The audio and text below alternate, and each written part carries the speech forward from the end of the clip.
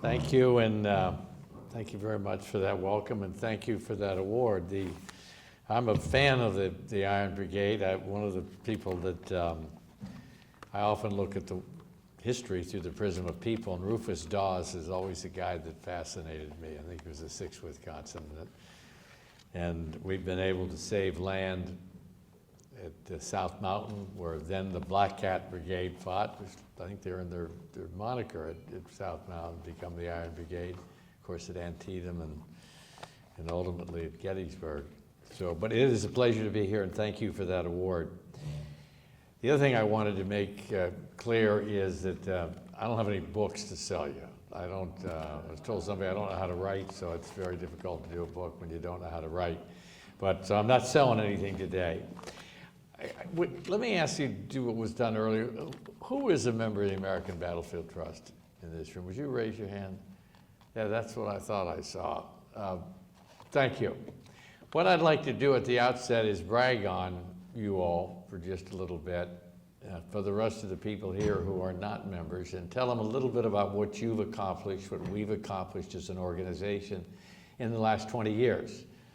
As was mentioned, it's been my privilege to be president of this organization since we formed as a result of the merger 20 years ago this coming month.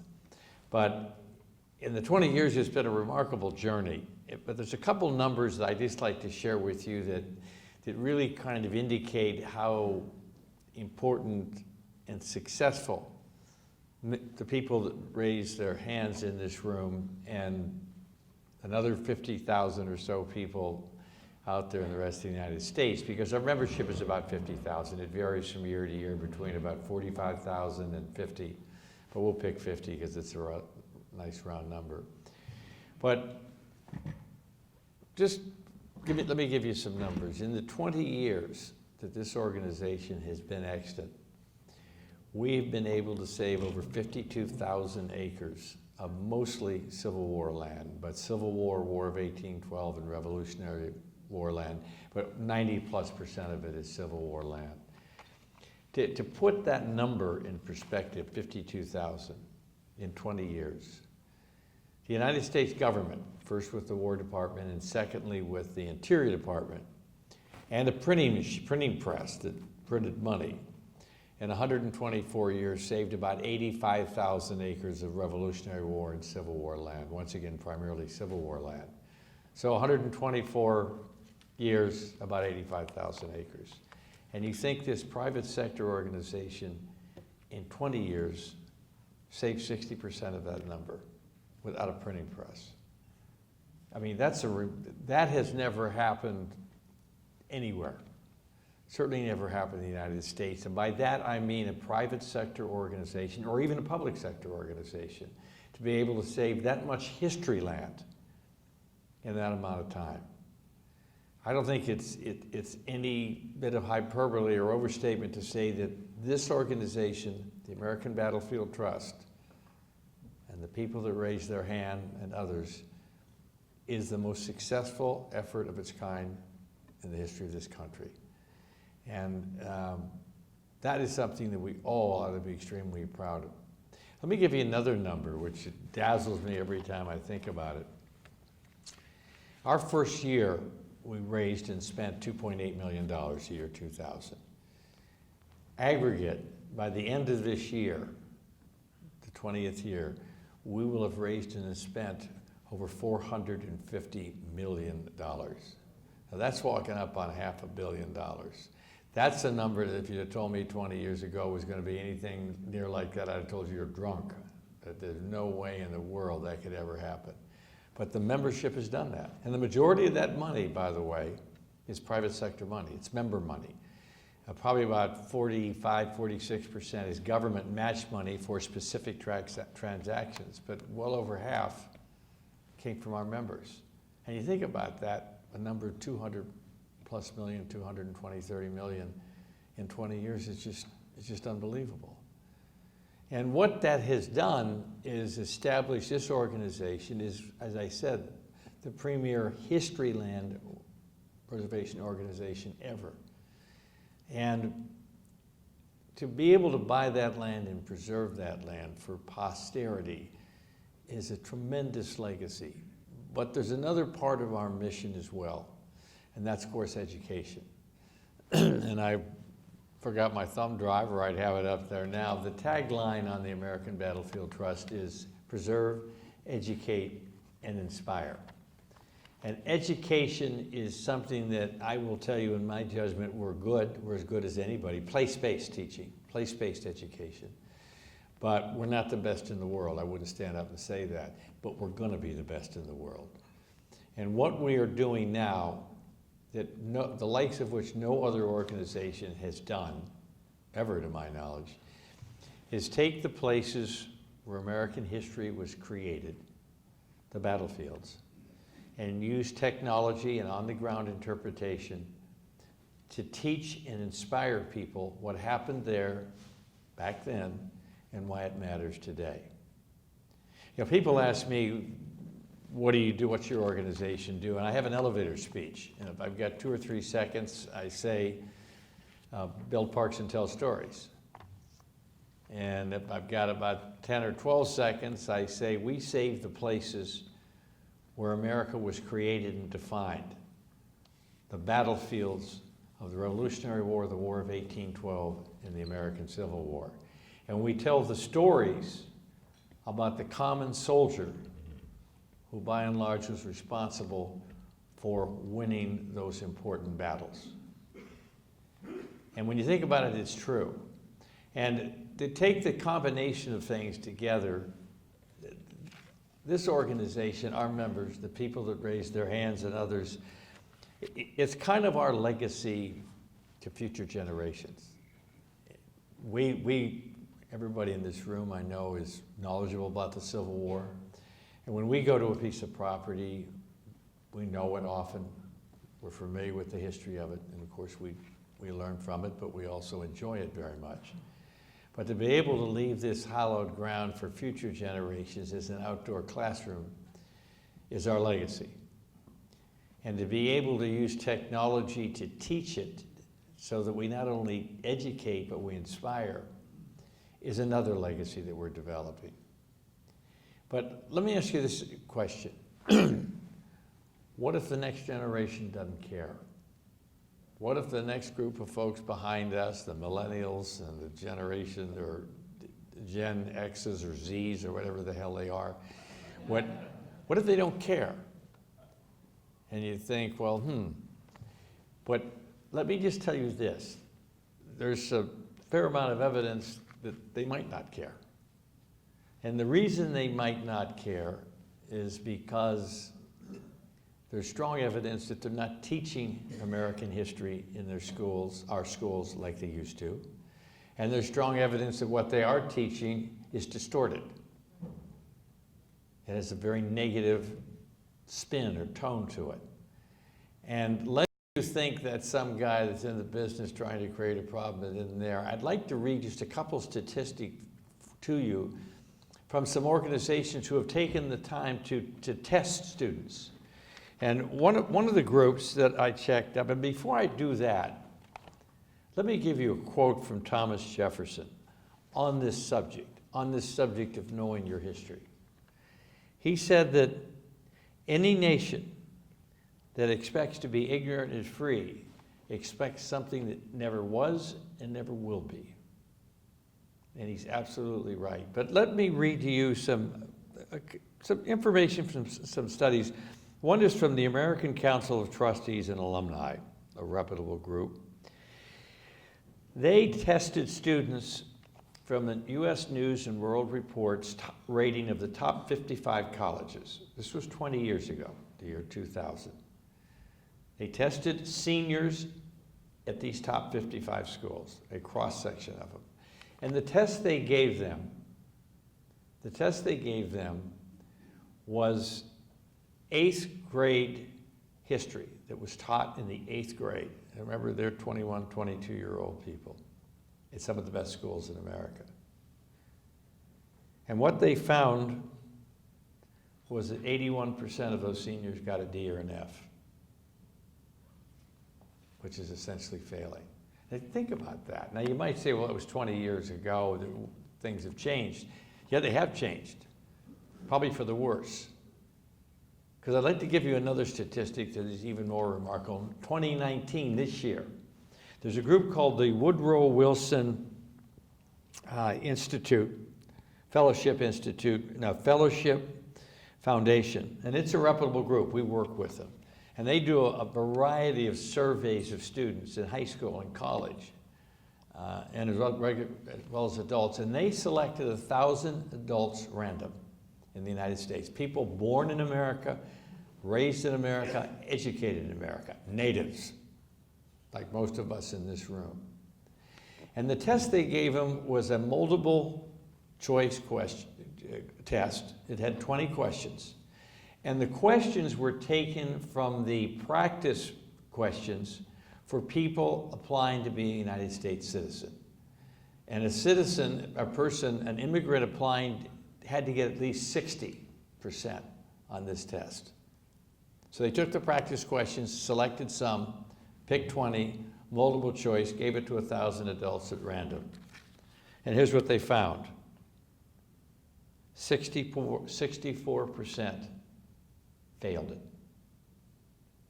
Native Americans that born us, 64% failed it. Here's what's even more remarkable.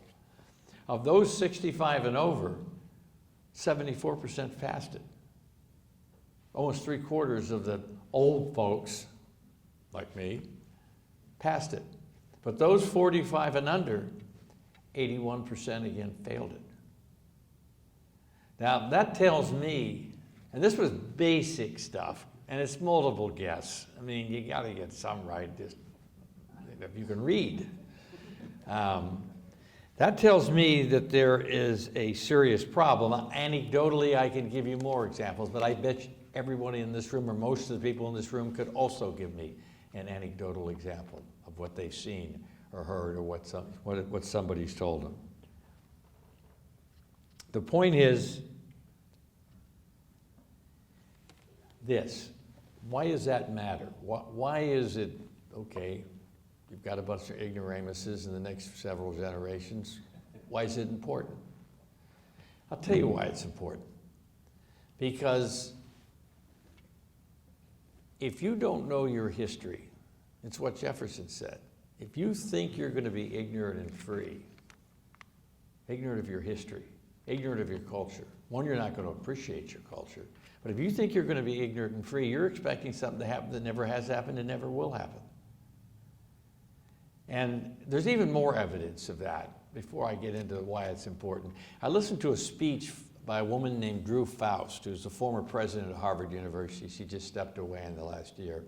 And she was there for, I think, 12 or 13 years.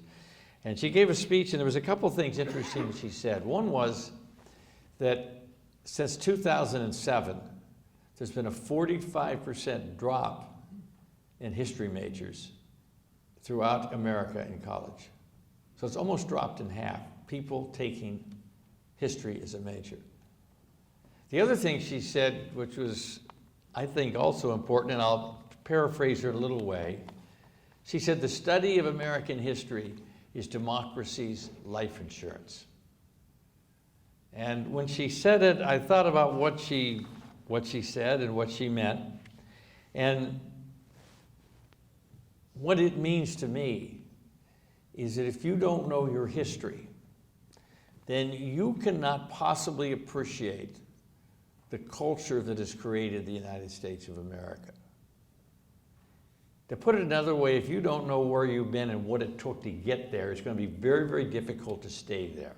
And let me just give you 3 examples of 3 documents that I think, and I think you would agree with me, are extremely important, and why knowing something about them is important. One is the Declaration of Independence.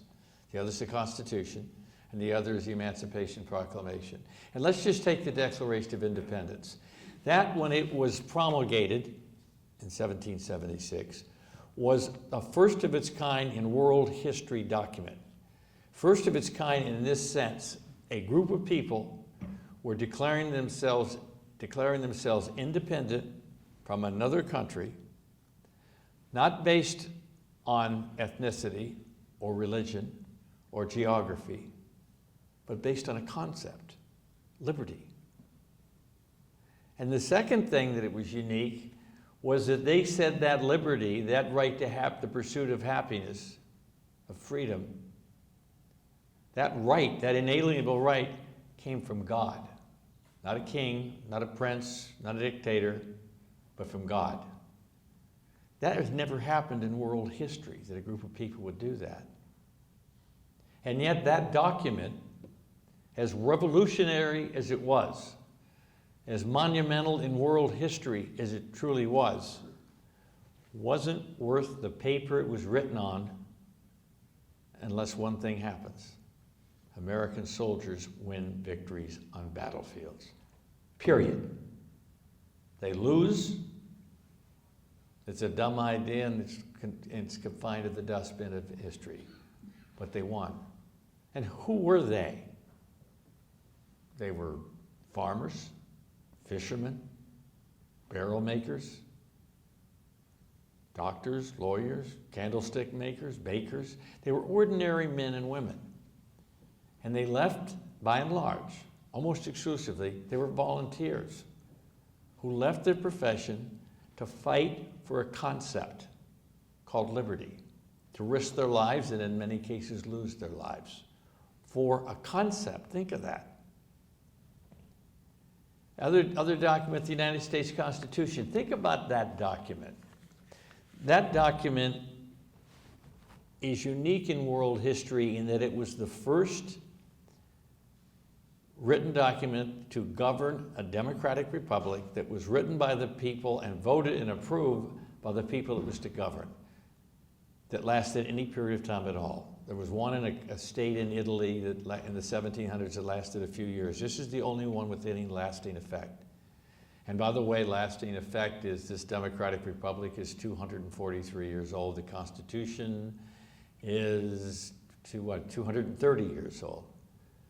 But that document is, once again, a piece of paper. It's a revolutionary piece of paper, but it's a piece of paper. But two things about it. One, it represents the rule of law, which is fundamental to this country. And it was tested immediately by the War of 1812 when we once again picked a fight on somebody bigger than us, and I won't say we won, we didn't lose, and the Constitution survived. And then, of course, the ultimate test was the Civil War, when it took a tremendous test. And once again, it survived. In fact, not only did the Constitution survive, but think of this, was Abraham Lincoln ran for re-election in the middle of the Civil War. When he was renominated, he was the first sitting president to be renominated by his own party in 24 years, nearly a quarter of a century. And when he won in November of 1864, he was the first guy to be re-elected in something like 34 years, or 32 years, I can't remember which, almost a third of a century. Think of that. In the middle of a civil war. That's unbelievable. But once again, that document would have failed to one degree or another if the North didn't win its key battles. I mean, think about it. This country, that Constitution, was tested and proven its mettle through battles. The Declaration of Independence was made real through winning battles, or at least not losing them. And then you think of the Emancipation Proclamation. We all know that didn't free any slaves. It was essentially a war document. But what it did is two things that I think were crucial. One is it started the dialogue that led to the 13th Amendment and other amendments that ended slavery. And it started a dialogue that couldn't be stopped. And second, it kept Europe out of the war, going on the side of the Confederacy. But once again, that document wasn't going to be worth anything unless the North wins battles. And think about who won the battles. I mean, we know all the generals' names, with Grant and Sherman, and et cetera, go on and on, you know them. But who really won it? It was draftees and volunteers. It was the common man. It was the ordinary guy that had a job as a baker or a farmer and left to fight for his version of liberty. Even the Southerners were fighting for their version of liberty. But the point is that the fact the North won made the Constitution even more viable. And of course, it made the Emancipation Proclamation more viable. The thing I wanted to stress is that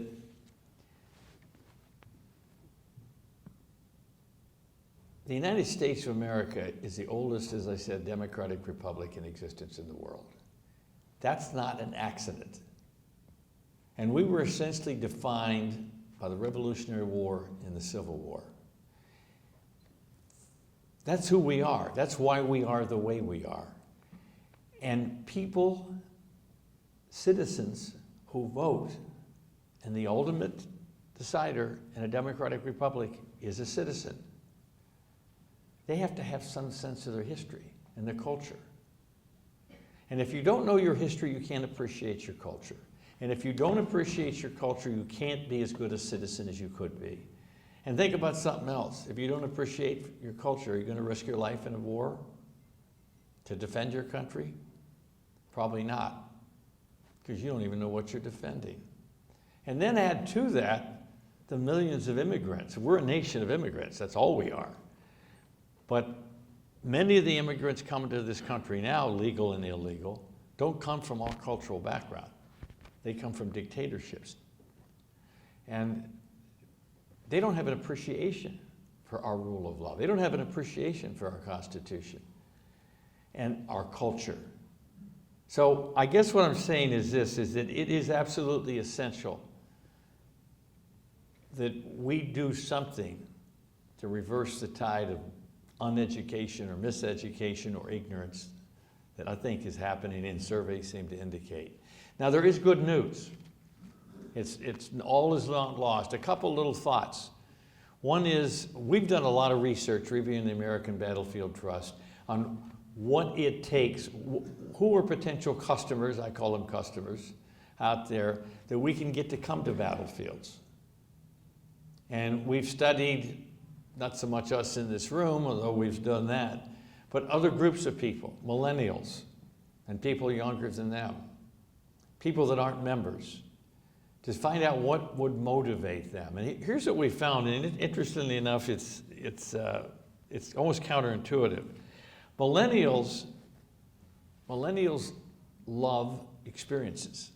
They value experiences over things. It's an interesting phenomenon. And Gen X is the same thing, or Gen Z, or whatever the hell they're calling them these days. There was one survey that showed that 78% of millennials, when asked if you had to spend a lot of money, would you do it on an experience or a thing, an object? 78% said they'd pick an experience. They may not know anything about history, but what they do know they're interested in is unique, authentic, stimulating, inspiring experiences.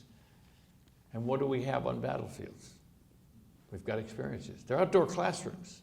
And if they're interpreted right in a compelling, inspiring, authentic way, what do we have? We have authenticity.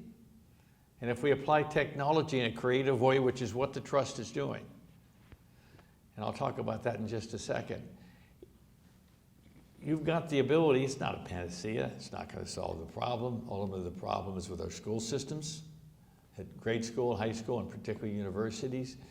But this is a partial approach to it. And the other thing to know is, you may have read articles in various papers that attendance at particularly battlefields has fallen off in recent times. I read one article in the Wall Street Journal where they compared statistics for Gettysburg from 1970. And then they compared them to today, and they said it's fallen way off. Well, we checked it out and found out that the Park Service admitted to the Congress, and never publicly, they didn't have any uniform way of counting. And that year they said they had 7 million people come to Gettysburg. Well, that was 3 times the number that came to the Grand Canyon that year. That's absurd. But when you compare that to any number, you're going to have a drop-off. Point is, the numbers are wrong. The facts are, and we hired a company called Harbinger Consultancy to do an in-depth statistical analysis of the data the Park Service has that is now accurate, which started in the 1990s, by the way. Before that, the Park Service would tell you it was uneven, disjunctive, and inaccurate. But what it shows is a couple of things, the most important of which is that in the last 28 years, they picked, I think, 6 or 8 parks. They picked Gettysburg, Antietam, Shiloh, I think Petersburg, Guilford Courthouse, a couple of Revolutionary War battlefields, and mostly Civil War. It's up 21% in the last 28 years. So the good news is that the next generation may not know anything about history, but they're inquisitive and they want experiences, authentic experiences. And we can give them authentic experiences because real stuff happened on the things that you and I are preserving. But the other thing is more and more people are coming to them. So there's an opportunity here. And that's where the trust, I think, can play as important a role in using technology to interpret and to inform and to inspire as we have done in the past 20 years in saving land. We still got plenty of land to save, don't misunderstand me. We've got plenty. It'll keep going for a long, long time. But the question we've got to ask ourselves is that enough? Is it good enough just to save it? And I don't think it is. I think if we're going to fulfill our legacy, ultimately, and do as much as we can, we've got to get people to come to that. And when they come, they've got to have an authentic experiment. And that's what the Trust is working on now. We're working on it particularly through technology. And I'll give you an example. Our website is a driver to people to battlefields because it is a content website. It does itineraries now for you. And this year alone, we'll have 18 million visits to that website. That's a phenomenal number, folks. Phenomenal. It's well over 2 million above last year. And by the way, well over 50% of those people who visit are students, young people, 21 and under. That's a good sign. If we can get them reasonably knowledgeable to where they're interested in coming, and generally they are, and we can give them a meaningful experience when they get there, then we're going to do something more important than anything else in the world besides educate them, and that's inspire them. And that's what we're working on. We're working on augmented reality. You may have heard of our battlefield apps. We have over 25 battlefield apps for different battlefields that you can download for free. They're GPS driven. We're working on a variety, and those are out there and have been out there for years, and hundreds of thousands have been downloaded. But we're working on something in South Carolina. And by the way, an app like that, a battlefield app, will cost $25,000 to $40,000 depending on to create. We're working on something in South Carolina where we're creating a trail. In this case, it's the Revolutionary War because there aren't any Civil War battlefields to speak of. But there are a ton of Revolutionary War. And what a lot of people don't know is that the Revolutionary War was won in the South, mainly in South Carolina. Most people don't know, and I didn't 3 years ago, South Carolina had more battles and more casualties than any other state that fought the British. I never knew that. That the war was in effect won there in 1780 and 1781. It's what drove Cornwallis to North Carolina, to Yorktown, and ultimately the practical end of the war.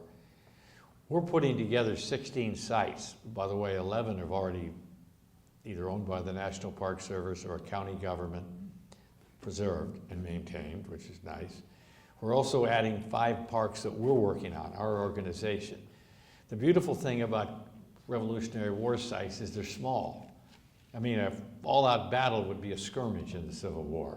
They might have 200 casualties. We might not even have an after-action report in the Civil War. In the Revolutionary War, it's a big damn battle. And we're putting together, so my point is 50 or 200 acres buys you a battlefield. And these 5 battlefields, we figure we need about 1,200 acres. We've already got 800. And the land's affordable. And we've got a plan, we'll raise most of the money in South Carolina to finish buying that land, interpret it on the ground, restore it to the way it was at the time of the battle, and then we're going to engage in technology the likes of which we've never done before. We estimate the cost of the app for this trail, remember it's 16 battles, will be somewhere between $250,000 and $500,000. It's going to be state-of-the-art. But if you doubt that we can do it, think about what we've done in the past.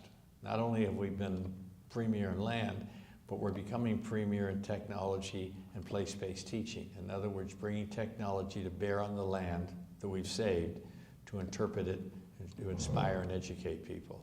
We're going to try to do that in South Carolina.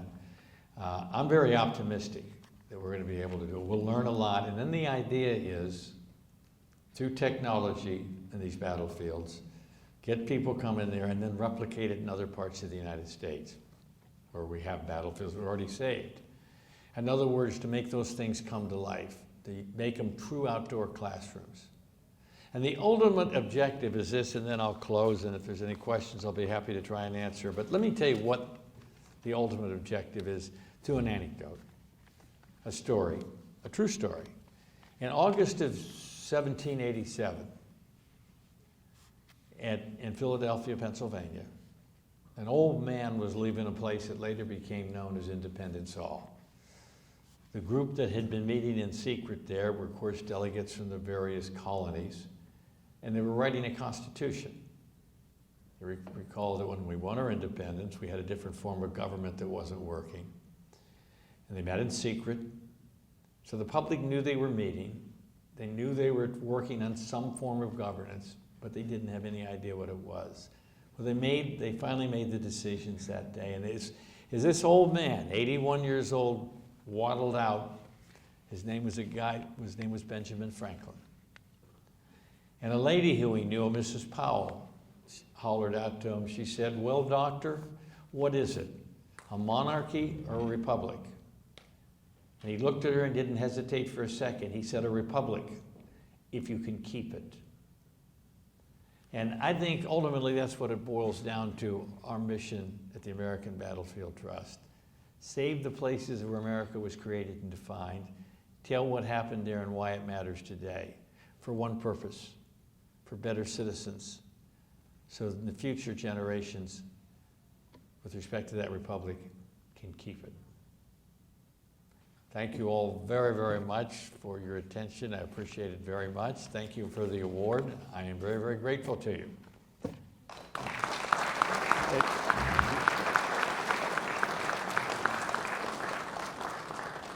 We have questions? Are you working with partners in technology? People, I mean, who are your partners? The question is, are you working with partners in technology? And the answer is hell yes. There's a lot more people, a lot smarter than us. One of them is Blue Cadet, which is a state-of-the-art group out of Philadelphia. I think it's Philadelphia. Working with a variety of people on technology and finding creative ways to do things. But yes, sir, absolutely. Partners are crucial. Partners are crucial because we don't have the in-house expertise to do this stuff. There's no question. Yes, sir. I know for many years there's been a group of people working to try and convince the city of San Antonio to do a better job of interpreting the Battle of the Alamo and to reclaim the area of the compound. And I'm wondering if you've had any involvement with that or been approached at all to be part of that conversation. Okay, the question was, some people have been lobbying the city of San Antonio, I presume owns the Alamo, to do a better job of interpretation, which is terrible. I've been there. And the question was, have we been asked or are we involved? The answer is no, we have not, sir. Yes, sir. Yeah, regarding your apps, are you going to have any apps on the Indian Wars? Or do you have an app on the Indian Wars, or are you planning to have an app on the Indian Wars? Do we have apps on the Indian Wars? The answer is we don't have apps on the Indian Wars. We have no plans to. I will tell you something that nobody knows. We're not in the Indian Wars. One of the reasons we've been so effective, we stick to our mission very tight. We don't deviate.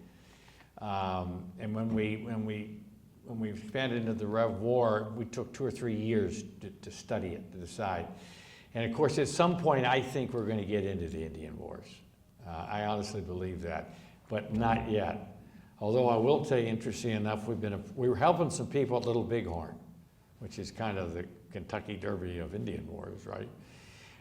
And we might do something on that on a one-off basis. That'll come, but I don't think it'll be for a while, full-fledged. I think it should come, but you know, you gotta walk before you run, right?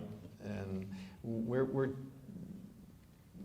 gotta get a little bit better at the Rev War, I think. We're very good at the Civil War, but we'll get there, I think, eventually.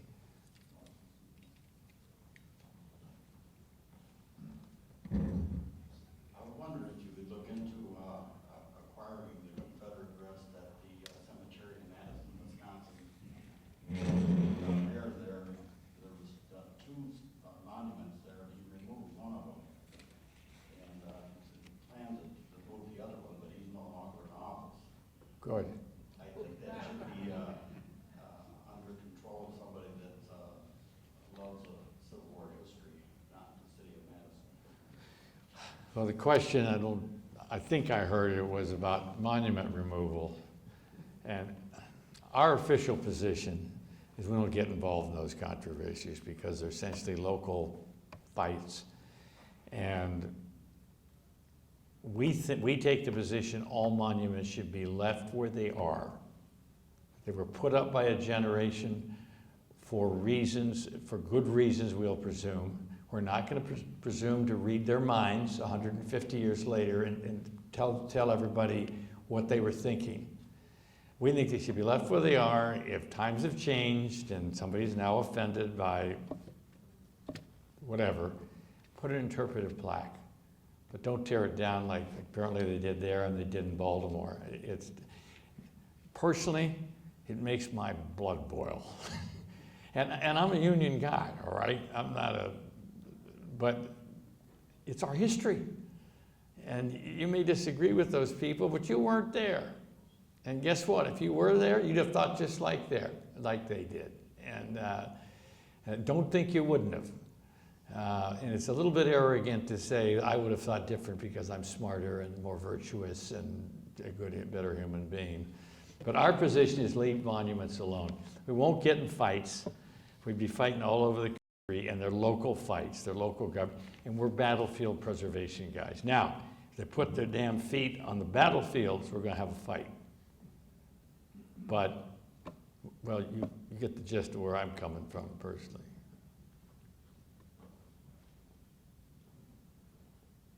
This relates to what you were saying.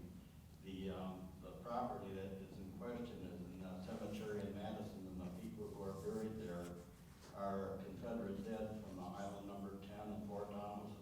All right.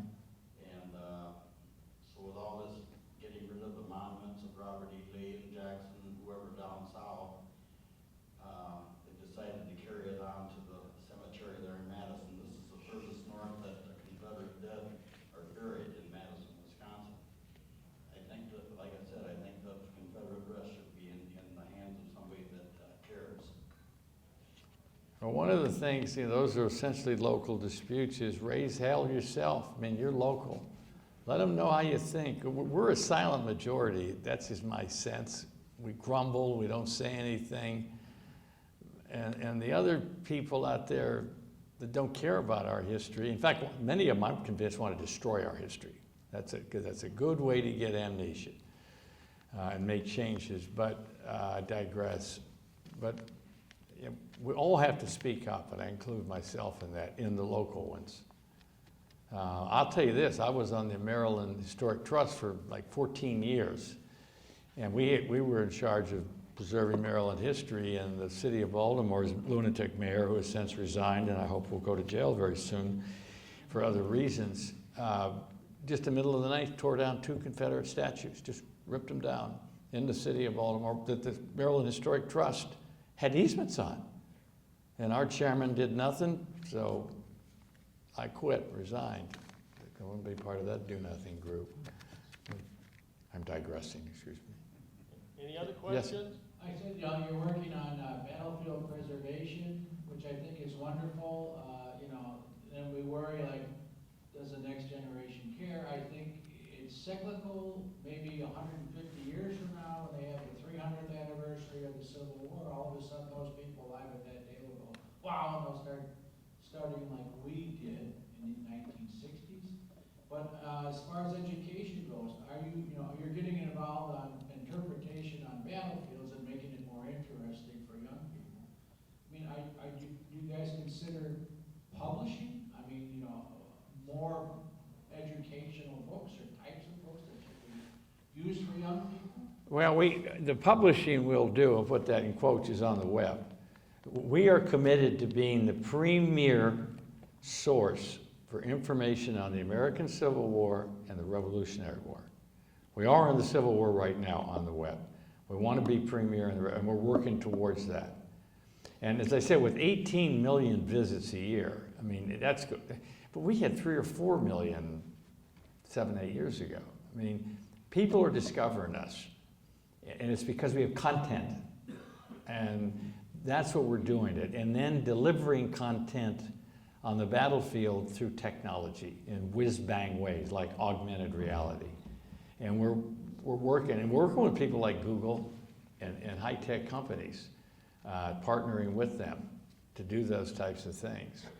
I could bore you for hours about some of the stuff we're doing, but we're committed to being the place you go when you want to find out something about the Revolutionary War, the Civil War, and whether you want to go there, how you want to get there, when you want to get there, that kind of thing.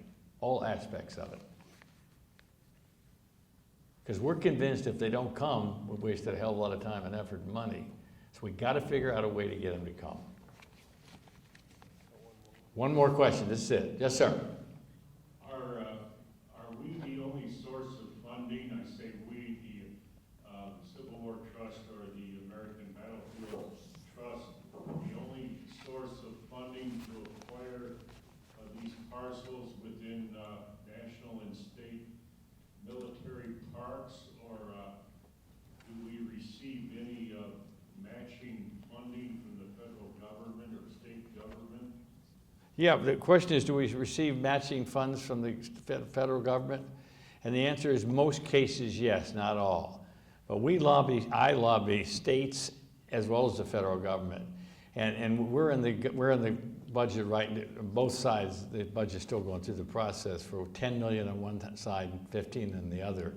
But I can tell you that the federal government's been a tremendous partner for transactions, tremendous. I mean, they're slow as molasses and bureaucratic as hell, but eventually we get the money out of it. We're essentially the ones that buy the land. It isn't the federal government anymore, it's us. They buy it from us for what we have in it, nothing more, or an appraised value, whichever's lower. But they rely on us. The superintendents come to us, I need this parcel. So we're it, we are it. But we do partner with the federal government, and occasionally they buy land from us. It's always at a discount, they always get a hell of a deal, but we work hard. Well, we want them to have it, because they're in that business. We're not in that business. We are, but we don't want to be in it. So we have a good partnership with the National Park Service, although sometimes it can be frustrating, but we have an excellent partnership with them, work very closely with them, and a number of state parks throughout the country. And we get funding from both some states and the federal government. Well, Jim, thank you. Present you with our certificate of honor by order of the General Staff of the Civil War Roundtable in Milwaukee. This award is presented to Jim Lighthizer for furthering our understanding of the causes and consequences of the American Civil War, the watershed event in our nation's history. Thank you. Thank you very much. One last comment to all the people that raised your hands. I am incredibly indebted to you for what we've been able to do through your generosity over the years. What I tell my staff is the most important person on earth are our members, because without them, we ain't going nowhere, if you excuse my grammar. What you've been able to accomplish is nothing short of phenomenal. As I said, in American history, it's never been done before. So I hope you're proud, and I want you to know that I'm grateful. Thank you very much. I got more loot than We have the pleasure. What? Can you carry all of them? I was going to ask you to help me with it. For those of you who haven't heard the story, and even those of you who have,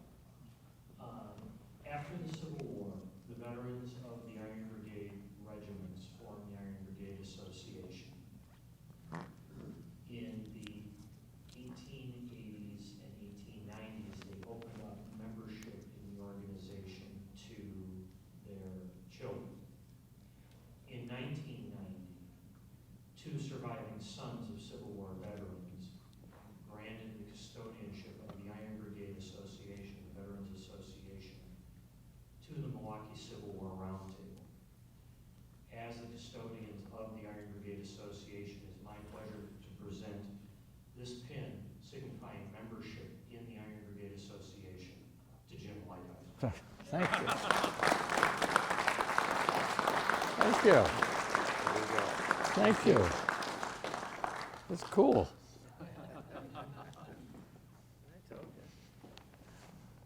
Jim, thanks for your efforts and your talk. It was very informative. Just to give you a little bit of hope, I volunteer at the Civil War Museum in Kenosha. We have a steady stream of, basically saying middle schoolers coming through on tours where we're giving them the Midwest version of what we contributed to support the Civil War, the Union side, and it's really a steady stream. So I think we're putting that history out there to the young people, and hopefully that's going to sustain them. One other comment I'd like to make, I was in the museum today and asked this question: who in here has heard of Camp Putnam in picturesque Wisconsin? Okay, well, my story is, I was in there working on a project for Doug, and a woman came into the Racine Historical Society. She was trying to find a map of Camp Putnam, similar to Kenosha, where the first Wisconsin trained at Camp Harvey. Camp Harvey was located, if you're familiar with Racine, near the Decoven Center, roughly, and it trained near to my heart, some artillery units. As a field artillery officer, I'd say retired, but we never really retired.